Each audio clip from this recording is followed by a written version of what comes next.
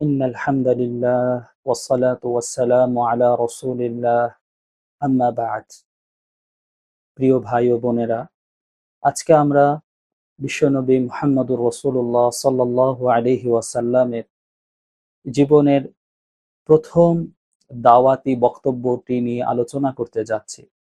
যে কোনো জিনিসের প্রথমই অত্যন্ত আগ্রহের বিষয় হয়। আজকে আমরা মুহাম্মদুর রাসূলুল্লাহ সাল্লাল্লাহু আলাইহি ওয়াসাল্লামের মদিনায় আগমনের পর সর্বপ্রথম দাওয়াতি বক্তব্য থেকে খুবই গুরুত্বপূর্ণ কিছু কথা আলোচনা করছি। আমাদের এই বক্তব্যটি বিস্তারিতভাবে উল্লিখিত রয়েছে সহিহ বুখারীর 12তম হাদিসে। হুজুর পাক সাল্লাল্লাহু আলাইহি ওয়াসাল্লাম বলেন, ইয়া আইয়ুহান নাস, হে মানুষেরা, শোনো, আফশুস সালাম, তোমরা সালামের প্রচার করো। ওয়া আতঈমুত তাআম, মানুষকে খাবার খাওয়াও। ওয়াসিলুল আরহাম, আত্মীয়তার সম্পর্ক রক্ষা করো।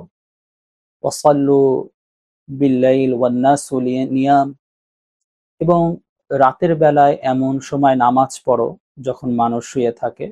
তাদখুলুল জান্নাতা বিসালাম, নিরাপদে জান্নাতে প্রবেশ করো। সম্মানিত শ্রোতাবৃন্দ, যারা আমার কাছ থেকে এই কথাটি এখন শুনেছেন, তাদের প্রত্যেকেরই কর্তব্য হলো রাসূল পাক সাল্লাল্লাহু আলাইহি ওয়াসাল্লামের এই মহামূল্যবান 4টি উপদেশ অন্যদের কাছেও পৌঁছে দেওয়া।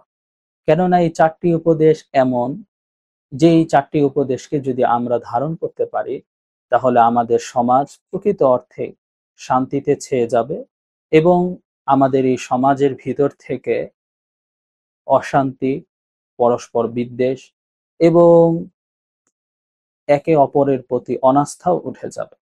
আসুন আমরা মানুষের খেদমতের জন্য, মানুষের উপকারের জন্য, সুস্থ সুন্দর সমাজ বিনির্মাণের জন্য রাসূল পাক সাল্লাল্লাহু আলাইহি ওয়াসাল্লামের এই মহামূল্যবান 4টি উপদেশ তথা বেশি বেশি সালাম দেওয়া, অন্যকে খাবার খাওয়ানো, রাতের বেলায় নামাজ পড়া, আত্মীয়তার সম্পর্ক বজায় রাখা, এই 4টি বিষয়ের প্রতি যত্নবান হই।